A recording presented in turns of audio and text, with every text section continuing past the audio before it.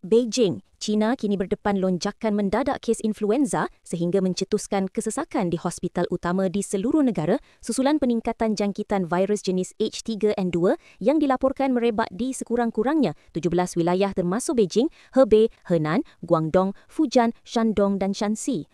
Peningkatan mendadak itu mendorong kebimbangan rakyat serta spekulasi warganet yang mendakwa ia berpunca daripada varian baharu COVID-19 yang belum diumumkan secara rasmi. Tuduhan itu turut mengaitkan China dengan dakwaan menyembunyikan wabak seperti yang berlaku pada awal pandemik COVID-19. Bagaimanapun pihak berkuasa kesihatan menegaskan keadaan yang berlaku bukan disebabkan varian baharu atau virus misteri. Penyelidik dari Pusat Pencegahan dan Kawalan Penyakit China CDC Peng Zibin menegaskan aktiviti influenza jenis A mencapai puncak pada penghujung November dan kenaikan mendadak kes adalah fenomena biasa menjelang musim sejuk.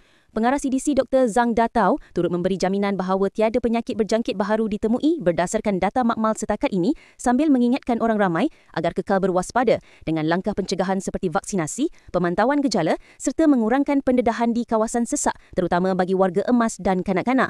Setakat ini tiada pengumuman darurat kesihatan dikeluarkan namun sektor pendidikan di beberapa bandar mula mengambil langkah pencegahan termasuk penangguhan kelas selepas kluster jangkitan melibatkan pelajar dikesan. Lonjakan influenza dijangka berlarutan sehingga pertengahan atau akhir Disember seiring dengan musim sejuk yang memudahkan penyebaran jangkitan pernafasan. Teruskan ikuti Simple Matter untuk berita yang ringkas, padat tapi penuh fakta. Jangan lupa subscribe dan tekan loceng untuk update seterusnya.